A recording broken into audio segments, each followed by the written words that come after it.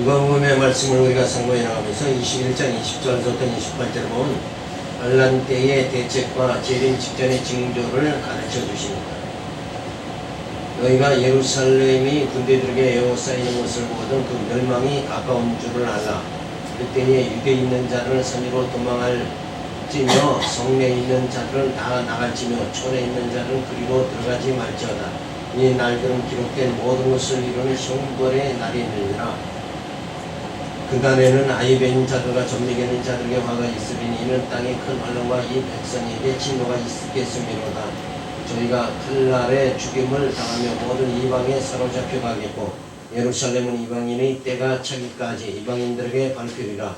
1월 성심에는 징조가 있겠고 땅에서는 민족들의 바다와 파도의 우는 소리를 인하여 혼란한 중에 공고하리라. 사람들이 세상에 임할 일을 생각하고 무서워함으로 기절하리니 이는 하늘의 권능들이 흔들리겠음이니라. 그때에 사람들이 인자가 구름을 타고 능력과 큰 영광으로 오는 것을 보리라. 이런 일이 되기를 시작하거든 일어나 머리를 들라. 너희 구석이 가까웠느니라 하시더라. 이스라엘 백성들이 형벌을 당하여 흩어지게 되어집니다. 자, 그렇게 되어지는 것은 뭔가 하면 바로 이스라엘 백성들이 메시아 예수 그리스도를 십자가에 못 박아 죽이게 되었죠. 하나님의 아들을 십자가에 못 박아 죽이니까 하나님께서 진노하셔서 이스라엘 백성들을 세계 만방에 다 흩어버립니다. 그래서 그때 당시 이스라엘 백성들이 다 흩음을 당하고 예루살렘 성전은 다 무너져 버리고 그리고 2000년이라는 엄청난 세월 동안 이스라엘 백성은 만방에 흩어져 나그네 생활을 또 하게 되어집니다. 자, 그러니까 하나님께서 벌써 이전에 하나님 앞에서 애굽 생활을 이스라엘 백성들을 애굽 생활을 하게 만듦으로 인해서 또 광야 생활을 하게 만들고 그런 고통을 다 당했는데도 불구하고 선지자들의 예언한 메시아를 영접하지 않죠. 그러니까 결국은 뭔가 성경을 아무리 당시의 사두개인 바리새인들은 율법사들은 율법이 뭐예요? 구약성경이잖아요. 구약성경을 능통하게 율법을 다 알면서도 뭐예요? 눈은 뜨고 봐도 내용을 몰랐다. 그러니까 선지자들을 통해서 구약에는 계속 메시아가 온다. 이사야, 에레미야 이런 선지자들의 메시아가 온다는 걸 그렇게 수없이 얘기했는데도 불구하고 뭐예요? 정작 메시아가 왔는데 메시아를 영접지 않는 거예요. 그러니까 아무리 성경을 읽어도 그 의미를 모른다 그러면 그건 백해무익한 것이다. 그러니까 율법적 예배를 아무리 드려도 결국 예수를 영접하지 않고 그리고 뭐가 예수 영접하지 않고 뭐가 돼요? 거듭난지를 못하는 거예요. 그러니까 속사람이 새롭게 되지를 않는 거예요. 그러니까 형식적인 예배를 열심히 드리지만 뭐가 변화가 안 돼요? 심령의 변화가 없는 거예요. 예배는 열심히 드려요. 주일마다 안식을 지킨다고 열심히 예배를 참석하는데 변화가 안 되는 거예요. 심령의 변화가 전혀 없고 말씀을 깨닫는 게 아니에요. 그때 이때 당시에 바리새인들이나 지금이나 정말 도킹객긴이죠. 도토리 키재기예요. 아무리 성경을 들고 다녀도 내용을 모르고 들고 다니니까 이게 아무 소용이 없다. 그러니까 기독교인들은 많은데 교회는 많은데 뭐가 되는 사람이 없어요. 속사람이 날로 새로워지는 사람이 없어요. 그냥 어떻게든지 뭐가 돼야 돼. 영도 육도 부자 돼야 되겠다. 이 생각밖에 안 해요. 이 받을 생각밖에 안 하고 내가 변화될 생각을 안 해요.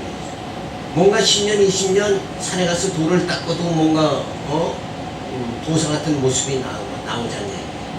기독교인 예수 20년 믿으면 뭔가 이게 속사람이 날로 새로워져야 된다. 그렇다고 해서 지금 육신의 어떤 윤리적인 사람이 되라 그런 게 아니고 말씀의 힘을 얻고 살아갈 수 있는 말씀의 소망으로 살아갈 수 있는 사람들이 돼야 되잖아요. 그 육성을 말하는 게 아니에요. 거룩하다 그러면 야, 그 사람 인자하고 성실하고 점잖고 요런 쪽으로 이단들이 얼마나 친절하고 겸손한지 몰라요. 겸손하다 하면 이단들 쫓아가야 돼요. 그들은 막 그냥 얼마나 겸손해요. 그런데 진리가 없잖아요. 생명이 없다 이게. 그러니까 우리가 이런 형식적이고 의식적인 예배에서 루터와 칼빈이 종교 개혁을 했잖아요. 그랬으면 이제는 어떤 때가 와요? 진짜 종교 개혁이 와야 돼요. 뭐냐? 이제는 속사람이 새롭게 되어지는, 성경은 사도 바울은 속사람이 날로 새로워지는 것을 많이 얘기했는데도 불구하고 오늘날 교회는 속사람하고는 전혀 관계없는 그저 뭐 응답받고 뭐하고 이런 것만 생각을 신경을 쓴다. 이게 표적과 이런 거는 구하되 진짜 예수를 구하는 사람이 없다. 이게 예수의 형상을 내가 힘입어야 되겠다. 이렇게 되어져야 된다. 이게. 자, 그래서 이스라엘 백성들이 형벌을 당하여 흩어지게 되는 역사가 주어지죠. 그리고 예수님이 구름을 타고 능력과 큰 영광으로 오십니다. 그러니까 여기서 예루살렘 성전이 무너진다는 건 당시에 보이는 성전이 무너져버리고 마는 거예요. 그리고 보이지 않는 성전이 세워지고, 그리고 마지막 때에 예수님께서 구름을 타고 능력과 영광으로 오시는 거예요. 그러니까 그것은 뭔가 겉사람이 다 쇠하여지고 우리의 속사람이 새로워지는 그 영들을, 택한 영들을 예수님께서 맞이하려고 이 땅에 오신다. 그러니까 기름 준비를 충실히 해야 되죠. 그 기름 준비가 뭐예요? 성령이죠. 성령 충만함을 우리가 충만한 가운데, 성령의 인도하심 가운데 우리가 살아갈 수 있는, 이제는 육성으로 살아가는 것이 아니라 성령의 인도하심으로 살아갈 수 있는 그런 심령들을 마지막 때 예수님께서 찾으려 이 땅에 오신다는 것을 우리가 알 수가 있습니다. 그래서 하나님 나라 증거해 주며 하나님 나라 교훈해 주면서 백성들에게 교훈해 줍니다. 천국 징조에 대한 증거로서 환란때의 대책과 재림 직전의 징조를 가르쳐 줍니다. 자, 예수님 오시는 그때부터 뭐예요? 종말입니다. 그러니까 종말 하니까 뭐 세상 끝이 돼야 종말이다 이렇게 생각하는데, 이미 예수님이 오심으로 심판은 시작이 됐고 이미 종말은 시작이 된 거예요. 그래서 주 70년 때에 성전이 무너져 버립니다. 그러니까 보이는 성전 무너져야 보이지 않는 성전이 세워지니까 육의 사람이 죽어야 뭐예요? 성령의 사람이 살게 되어지는 거예요. 그것이 바로 육이 무너지는 거, 보이는 게 무너지는 게 이게 종말이라는 거예요. 로마 병정들이 예루살렘을 멸망시킬 때는 도망하라, 이방인 때가 차기까지 환란이 주어진 거예요.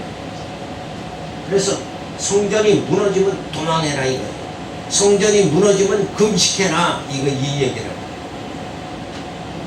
근데 보이는 성전이 자꾸 무너지는데, 아니 어쩌 자꾸 보이는 성전만 자꾸 세우려고 이렇게 하는 거예요. 온 한국교회가 보이는 성전, 세계 제1의 교회에 세우려고 난리더라니. 그거 세우는 게 아니라 예수님이 오시면 그 성전 세운 사람은 뭐예요? 성전에서 다 휘초리를 쳐가지고 내쫓아야 돼요. 휘초리에 맞은 목회자들만 지금 한국에 그득그득 차 있는 거예요.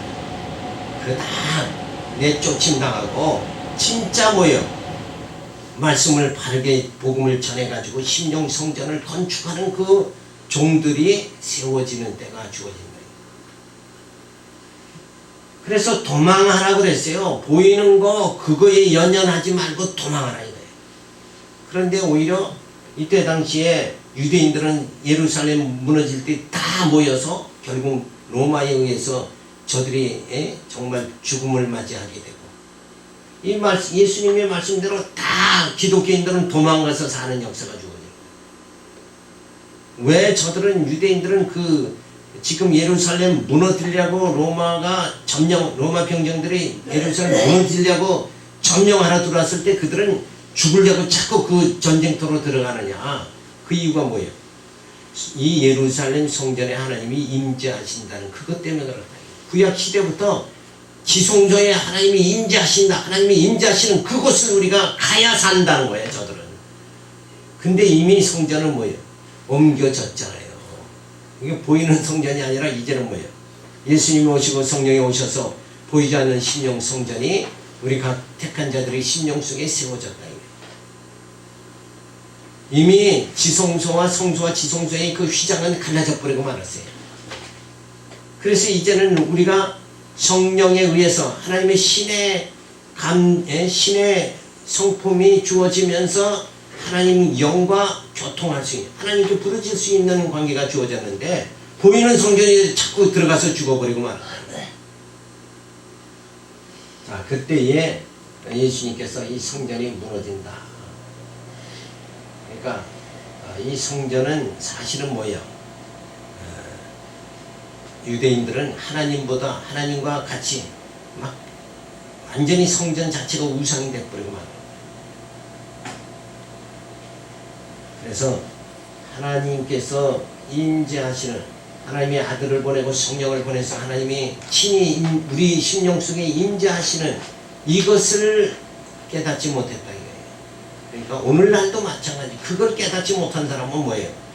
그냥 돈 쳐들여 가지고 이 예배당만 자꾸 세우려고 모이는 성도들의 심령은 뭐예요? 자꾸 보이지 않는 성전은 그러면 돈 때문에 무너져 가는데 목회자는 보이는 성전 세우려고 물질을 강조하고 막 난리 법석을 치고 이런 지경이 지금 말세의 증상이라는 거예요.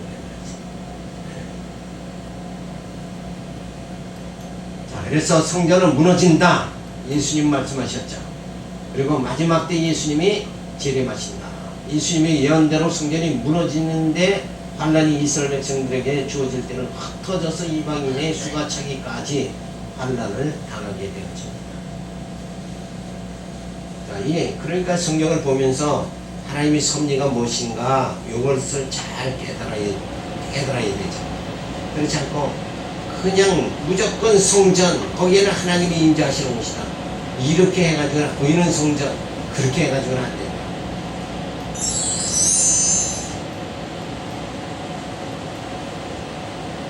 예루살렘 멸망이 주 70년 그날 환란 후에 복음 전파가 계속되어지고 이방인의 구원 시대가 주어진 다음에 유대인 구원 시대가 주어집니다. 그리고 예수님께서 그리고 환란이 계속 주어지다가 택한 자를 연단시키시고 예수님이 재림하십니다. 자, 그래서 이런 그 예언의 말씀을 우리가 잘 살펴봐야 되죠. 그래서 변화된 몸 사방에서 모아지게 되어지죠.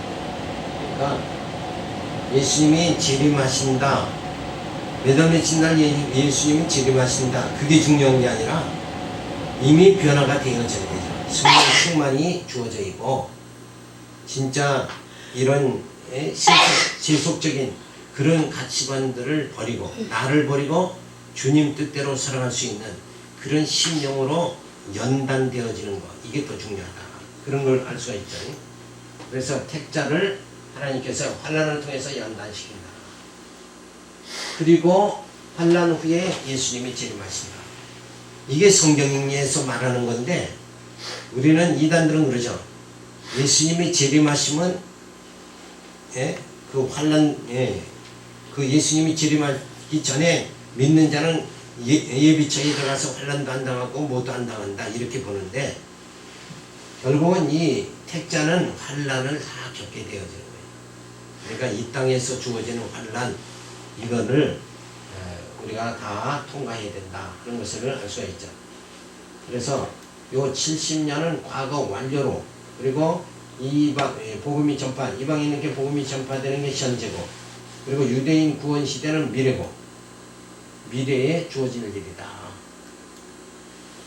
그래서 온 우주가 변혁이 되면서 메시아가 큰 능력과 영광으로 재림하게 될 때에 저 그리스도의 속한 자들은 통곡하게 되며 그리스도의 지체들은 메시아의 영광에 참여하게 된다. 자, 그래서 결국 이런 하나님의 섭리를 우리가 깨닫고 지금은 뭐예요? 이방인의 구원 시대다. 그러니까 열심히 복음 전하고 그래서 이 말씀을 깨닫는 지금 기회가 주어진 거죠. 그리고 기회 때에 말씀을 깨달아야 되는데 깨닫지 못하고 또 그냥 허송세월 다 지나가 버리면 안 된다. 그래서 때를 알아야 된다.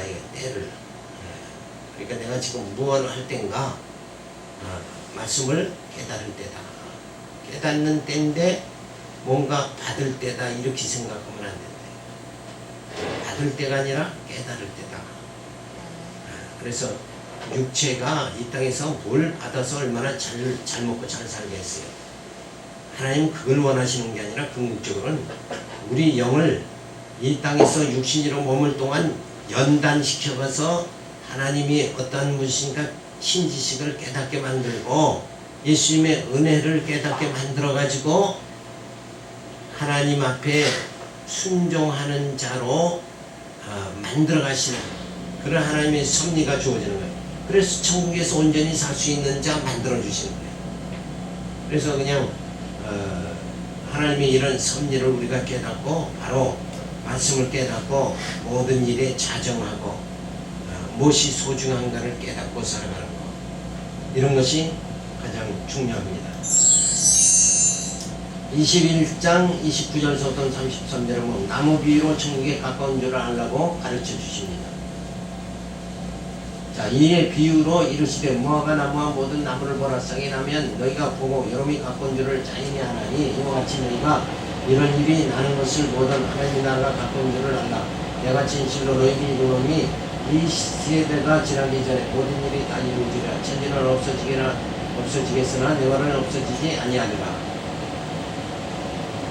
자, 그러니까 예수님의 재림의 날짜, 천국이 주어질 때가 언제냐? 날짜는 안 가르쳐 줬죠. 그런데 징조는 말씀해 주셨어요. 무화과 나무가 싹이 나면 여름이 가까운 줄 아는 것 같이 이런 일이 나는 것을 보던 하나님 나라가 가까운 줄 알라. 그러면 이런 일이 무슨 일이에요? 마지막 때에 이런 일이 있으면 뭐예요? 마지막에 가까운 줄 알라. 이런 일들은 무슨 일들이냐? 앞에서는 말씀을 해주셨죠. 기근과 재난과 전쟁이 일어나게 되고, 그 다음에 또 중요한 건 뭐예요? 적그리스도가 나타나게 된다. 그러니까 적그리스도가 나타난다는 건 뭐예요? 예수를 바로 믿고 깨닫고 신앙하는 것이 아니라 다른 것을 추구하는 자들이 많아진다. 그런 이단들 적그리스도가 나타나는 거, 적그리스도가 많이 나타나는 걸 보고 뭐예요? 아, 이제 마지막에 가까웠구나. 이렇게 알아야 돼요. 자, 이렇게 예수 믿는데 왜 이렇게 복잡한가? 어떤 분들은 그래. 예수 믿는 게 너무 복잡해서 안 믿겠다 이게. 그런 사람들이 있는데 그게 정상인 거예요. 그렇죠? 마지막에는 왜냐하면 알곡과 쭉정이를 가리려고 그 믿음을 가리려고 신앙인을 바로 선별하려면 뭐예요? 거짓 것들이 많이 나타나야 돼요. 그래서 거짓 것을 선택하는 사람은 거짓된 자이기 때문에 거짓을 선택하는 거다. 진실한 자는 누가 꽁돈 줘도 그거 안 받으려고 그러는 거예요. 그렇죠? 그러니까 그거를 마지막 때에 적그리스도가 많이 나타나게 하나님 하시는 이유가 뭐냐?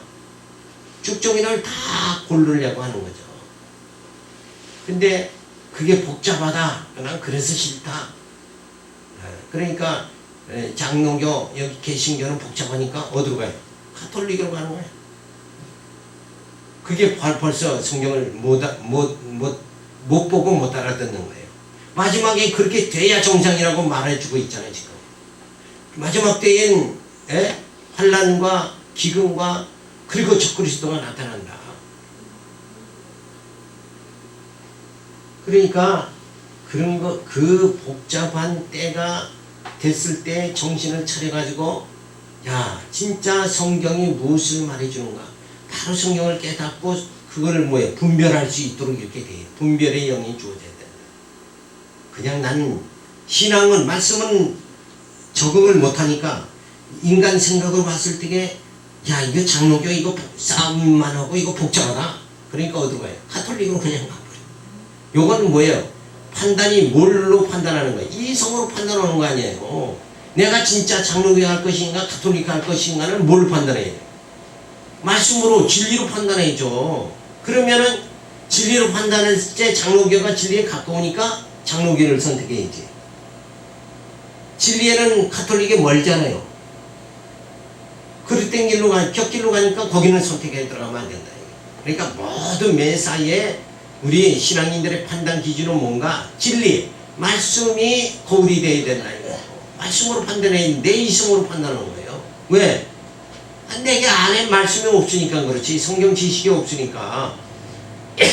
말씀이 이런 말씀 보고 분별이 돼야 되는데 이 환란 마지막 때는 뭐예요? 하나님 나라가 임박하게 될 적에는 저 그리스도가 많이 나타난다. 그럴 땐 진리를 이에 의해서 사는 사람이 많다. 그러면 그쪽으로 쫓아가 버리면 안 된다. 그러니까 우리는 진짜 이 장로교를 고수하는 이유가 뭔가 진리에 가까우니까 그렇다 이거예요.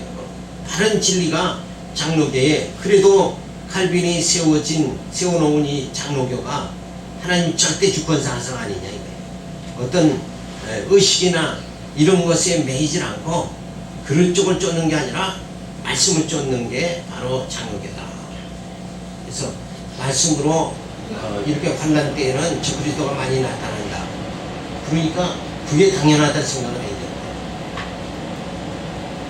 복음이 땅끝까지 전파가 되고 유대인들이 예수가 그리스도로 시인하며 회개하며 돌아오며 저 그리스도가 나타날 수 유혹하며 짐승과 음료수들이 싸우는데 환난이 주어진 후에 예수님이 재림하신다. 그러니까 이런 일들이 지금 말한 거죠.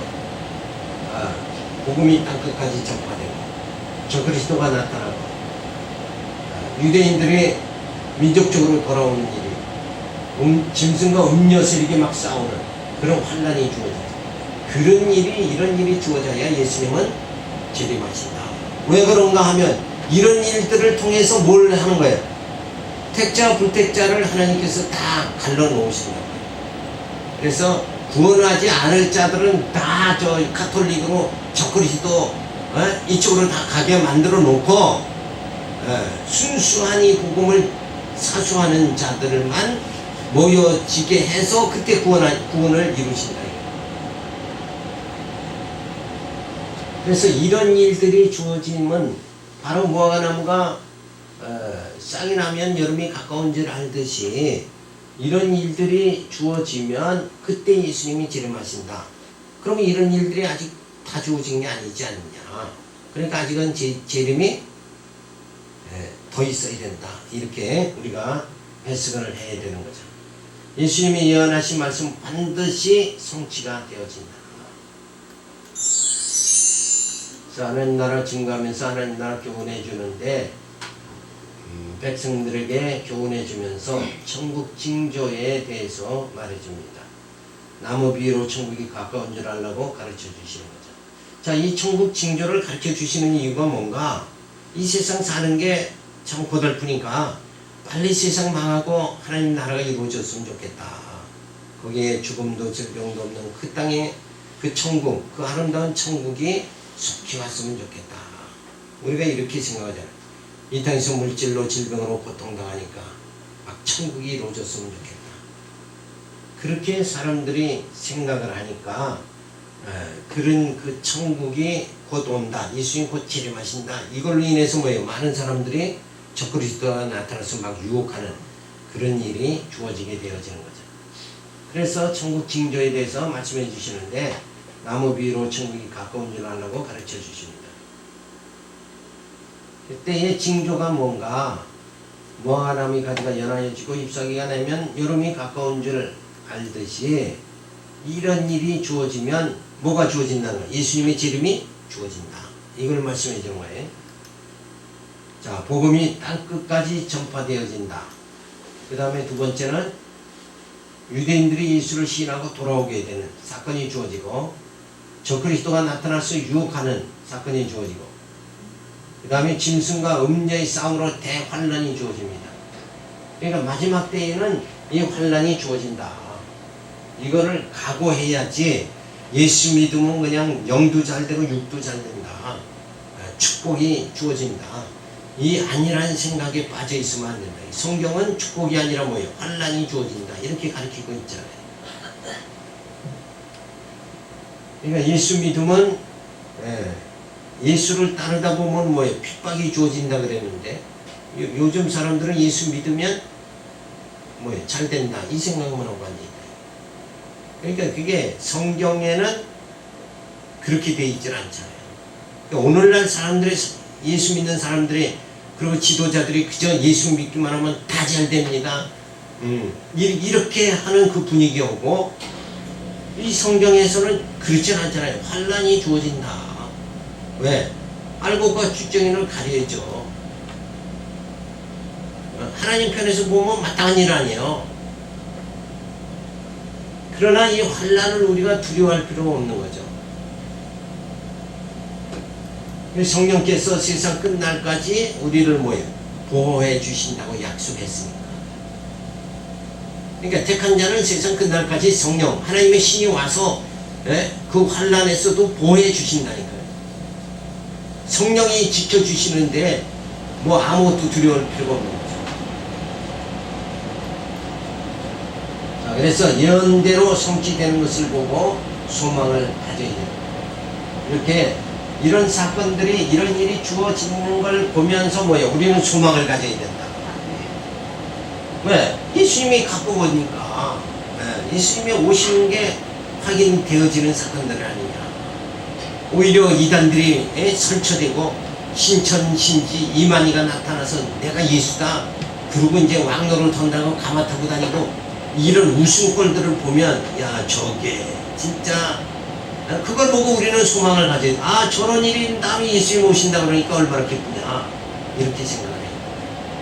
그것도 물리치겠다고 가서 대가리 받고 뭘 터지고 이럴 필요가 없지.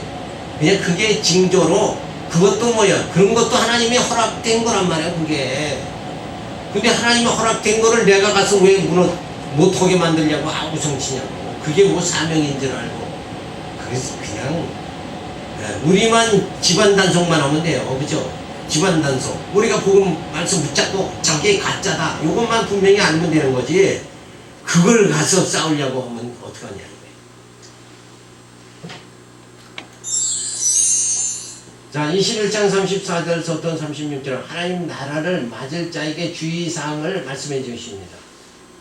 너희는 스스로 조심하라. 그렇지 않으면 방탕하고 술 취함과 생활에 염려로 마음이 둔화해지고 뜻밖의 그날이 덕과 같이 너에게 임하리라. 이게 뭐예요? 이런 징조가 있으면 예수님 재림하신다. 마지막 때다. 그렇게 해놓고는 뭐예요?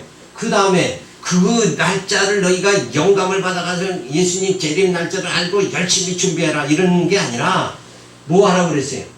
스스로 조심해라. 방탕과 술 취함에 빠지지 않다. 이건 뭐예요? 나를 준비해야 된다. 이거잖아요. 열심히 어디 산에 가서 모여서 뭘 할 게 아니라 각자 자기를 준비해야 된다. 자기. 술 취함과 방탕함에 빠지지 않도록 육체의 쾌락에 빠지지 않도록 그렇게 해야 된다. 그러니까 정말 자기 준비를 하라. 기름 준비를 하라. 그런 거죠. 이 날은 온 지구상에 거하는 모든 사람에게 이름으로 너희는 장차 올 이 모든 일을 능히 피하고 인자 앞에 서도록 항상 기도하며 깨어 있으라 하시니라. 그러니까 우리가 준비하는 건 뭐예요? 인자가 누굽니까? 예수님이죠. 예수님 앞에 재림의 주님 앞에 우리가 흠없이 설 수 있도록 뭘 하는 거예요? 자기 단장을 해라 이거예요. 자기 단장을 해라. 이거를 성경은 말해주는 거 있잖아요. 근데 뭐 자기 단장이 아니고 뭐 그냥 어떻게 그냥 축복받아가지고 잘 될 생각만 하고 앉아있고 심령은 푹푹 썩고 겉은 잘 되고 속은 썩고 이렇게 하면 안 되는 거예요. 그게 아니라 우리의 속을 단장해야 된다. 재림의 준비는 이거 하라고 했잖아요. 자기 단장해라. 마음을 단장해라. 그러니까 속 사람이 말씀으로 새롭게 되도록 이렇게 해야 된다. 예. 그러니까 정욕을 십자가에 못 박고 오직 육신의 소망이 아니라 뭐예요? 땅의 소망이 아니라 하늘의 소망으로 우리 심령을 단장을 해야 된다. 그렇게 해서 자기 단장이라는 게 이 신앙생활은 가장 중요한 건데, 가장 중요한 자기 단장은 속사람을 새롭게 되는 요거는 다 잊어버리고 지금 종교가 뭐예요? 겉사람 위주로 다 나가지 않나요? 그래서 한국에 제일 큰 교회 진짜 우리 목사님이 최고다. 어떻게 누구 만나면 자기 목사 자랑만 그렇게 하는.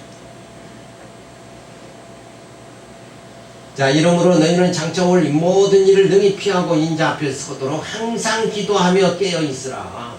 우리 자신이 부족하니까 뭐예요? 항상 깨어 기도하고 말씀으로 우리가 서지도록 이렇게 해야 되지 않냐. 조심하라 그랬어. 세속적 가치를 추구하며 살면서 방탕한 것을 취하며 살다가 마음이 둔하여져서 예수님이 재림을 맞을 준비를 못하여 심판을 받게 될까 조심해라. 이 세속적 가치, 세상 소망, 이걸 붙잡고 살지 말아라. 이걸 말해주는 거야. 세상 소망. 근데 우리 육은 항시 세상 소망을 붙잡을 수밖에 없죠. 항상 깨어있으라. 영적 가치를 추구하며 진리를 깨달으며 지름의 소망을 가지고 경건의 생활을 하며 깨어있어야 된다. 그래서 늘 우리가 경건의 생활을 해나가야 된다. 그러면서 뭐예요? 하늘의 영적 가치, 하늘의 소망을 부여잡아요. 위의 것을 봐라 이거예요. 땅의 것을 보지 말고 위의 것을 봐라. 이 위의 것에 대한 소망을 우리가 붙잡아야 됩니다. 그러니까 이 땅에 있는 이거 다 육신은 늙고 쇠하고 세상 것은 다 지나가고 그거 없어질 거니까 영원한 것을 붙잡아야죠. 영원한 것. 우리 영은 뭐예요? 성령이 함께 하시는 우리 영은, 우리의 속사람은 영원한 거란 말이에요. 우리 속사람이 정말 말씀으로 굳게 서질 수 있도록 이렇게 해야 된다. 그래서 항상 깨어있으라는 거예요. 그러니까 항상 깨어있으라니까 육신에 눈 뜨고 깨어있으라는 얘기가 아니라 다시 나야 되겠다니까 뭐예요? 모태에 들어갔다 다시 나와야 됩니까? 이렇게 되고 그런 게 아니라 잘 때 열심히 자고 육신을 편안하게 자고 못 자는 게 그 불면증이 그 고통이잖아요. 그러니까 열심히 자되 육신은 자되 뭐예요? 영은 하늘의 소망으로 늘 소망 속에 살아가요. 그래서 그때에 그렇게 준비가 되어질 때 예수님은 뭐예요? 재림하신다. 예수님 이제는 모든 사람에게 임하고 심판의 날에 모든 것이 드러나게 되어진다. 그러니까 신의 성품에 말씀 깨닫고 신의 성품에 이른 자와 그렇지 못한 자, 이게 다 마지막 예수님 재림하시면 뭐예요? 드러나 버리고 만다. 그러니까 늘 우리가 깨어 있어야 되죠. 근데 이런 생각을 안 하고 그냥 예수 믿으면 영도 잘 되고 육신도 잘 되고 사업도 잘 된다. 요 삼박자 구원에 매달려서 살면 이런 준비를 할 수가 없잖아요. 그러니까 예수님은 재림하시면 뭐예요? 그런 사람들에게 도적같이 임하는 거예요. 왜? 도적같이 임한다는 건 본인이 준비가 안 된 상태에서 임하는 걸 말하는 거예요. 그죠? 그러니까 그렇게 예수님이 임하지 않도록 뭐 하라는 거예요? 자기 단장을 해라. 이거예요. 자, 자기 단장을 하니까 뭐 거룩하게 살아야지, 깨끗하게 살아야지, 도둑질 안 하고 속이지 않고 거짓말하지 않고 살아야 되겠다. 이런 윤리적 의미가 아니라 자기 단장하라는 건 하늘의 소망을 잡으라는 거예요. 그죠? 천국에서 이루어질 그 모든 것, 거기에는 죽음도 없고 질병도 없는 그 아름다운 세계를 하나님께서 택한 자에게 약속대로 주신다. 그 말씀을 부여잡는 거, 그게 준비하는 거예요. 그게 단장하는 거란 말이에요.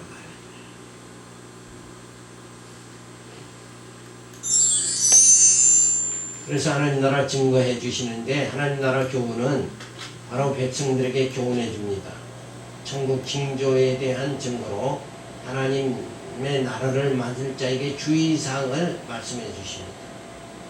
그러니까 천국에 우리가 들어가야 되는데 주의사항을 이미 이렇게 자세하게 말해 주잖아요. 그러니까 뭐를 붙잡으라는 거예요? 말씀을 붙잡으라는 거고 하나님의 언약을 붙잡으라는 거예요. 하나님의 언약이 반드시 그렇게 이루어진다. 그리고 헛된 것을 쫓지 말아야 돼.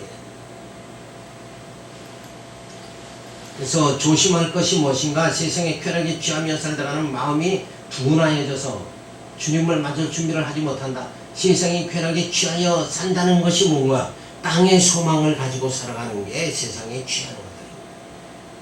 그래서 땅의 소망을 갖지 말고 하늘의 소망을 부여잡아야 됩니다. 그래서 우리가 준비할 게 뭔가? 세속적 가치를 추구하지 말고 경건의 생활을 하며 깨어있어 주님을 맞을 준비를 해야 된다.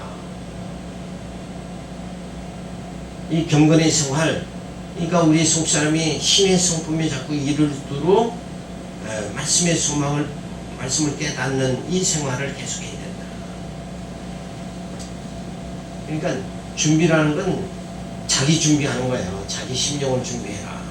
이건데 더든지 예수 믿으면 뭐 하나님 축복해서 이 육신적으로 잘 되고 이 생각만 하고 앉아 있으면 심령의 변화가 전혀 안 되죠. 그래서 요즘은 교회에서 죄에 대해서는 얘기를 안 하는데 죄에 대해서 자꾸 얘기하면 성도들이 싫어하거든.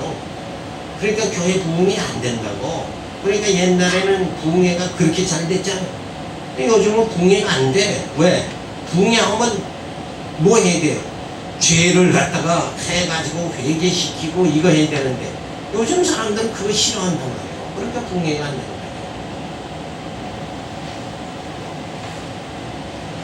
그러니까 우리는 말씀을 깨달으면 죄 문제는 자연적으로 그냥 소멸되는 거예요. 말씀이 빛이 임하면 어두움은 사라지잖아요. 그 말씀을 그냥 막 깨달으면 죄 해결해라 안 해라 할 게 없어요. 그냥 소멸돼 버리고 만 돼요. 그러니까 특별히 부흥회할 게 아니라 말씀을 이렇게 맨날 매일 깨달으면 자기 성숙이 그냥 된다니까. 옛날보다 육신적으로도 변화가 되고, 그리고 특별히 그 육신적인 변화가 아니라 아직은 육성이 살아있더라도 뭐가 달라져요? 말씀의 소망을 부여잡는 게 다르다. 말씀 의지하는 게 달라져야 돼. 전에는 내가 육신에 가득 찼을 때는 말씀을 의지하는 게 10%밖에 안 됐어도 이제는 나의 연약함을 자꾸 인생을 통해서 깨달으면서 뭐예요? 말씀 의지하는 거, 하나님 의지하는 것이 70%, 80% 이렇게 되어져요. 그래서 예수님께서 재림하시어 육신의 소욕으로 살던 자와 성령의 소욕으로 살던 자를 심판하셔 하나님 나라의 백성을 삼으신다. 그러니까 어떤 자는 육신의 소욕으로 끝없이 살아가는 거예요. 그런데 말씀을 깨닫는 자는 뭐예요? 성령의 소욕으로 살아가게 되어진다. 그러니까 결국 자기를 버린다. 나를 버려야 된다. 육을 버리고 뭐예요? 영을 새롭게 해야 된다. 이게 성경의 사도 바울은 너희 속사람을 새롭게 하신다. 속사람이 날로 새로워진다. 이런 말씀을 해주셨는데 요즘 사람들은 신앙생활하면서 속사람이 날로 새로워지는 거, 이건 성경은 그냥 백독하면서도 그냥 넘어가 버리고 만다. 그게 뭐가 중요한지 모르잖아요. 지금 하나님의 섭리는 예수 그리스도 죄 가운데 사망의 음침한 꼴증에 방황하던 우리를 택한 자를 위해서 누굴 보내요? 우리 스스로가 그 길 벗어날 수 없으니까, 죄를 벗어날 수 없으니까 예수 그리스도 보내고 우리를 의롭다고 해주셨죠. 그렇지만 우리 스스로 그 의의 생활을 할 수 없으니까 누굴 보내요? 성령을 보내서 우리의 속사람을 새롭게 만들어 주신다. 그래서 성령으로 말해요. 점점 우리가 새 사람의 생활을 하도록 이렇게 만들어 주시는 거예요. 그 새 사람의 생활이 뭐냐? 육신의 소망 갖는 게 아니라 육신의 소망을 점점 버리고 뭐예요? 영적 소망을 갖는 자다. 하늘의 소망을 부여잡고 살아가는 거예요. 그게 바로 시대반에 죽을 때의 모습이죠. 돌에 맞아 죽는데 그의 얼굴이 환하게. 왜? 그는 하늘의 소망을 바라보았으니까. 그러니까 늘 우리는 육신의 고난 속에서도 뭘 바라보니? 하늘의 소망을 바라봐야 된다. 하나님이 그 소망은 뭐예요? 약속. 그 약속을 부여잡아야 된다. 그래서 우리는 언약의 백성은 뭐예요? 하나님의 그 약속 빼면 시체다. 이렇게 생각해요. 그게 그렇게 성경에 깨달으면 핵심이 그쪽으로 올라가고 굉장히 중요한데 뭐예요? 오늘날 그저 육신의 어떤 복을 쫓아가고 기복신앙으로 빠지고 이렇게 돼버리면 안 돼요. 그건 겉사람이고, 그죠? 세상 복은 겉사람이고, 영적 복은 뭐예요? 우리 속사람에게 주어진다.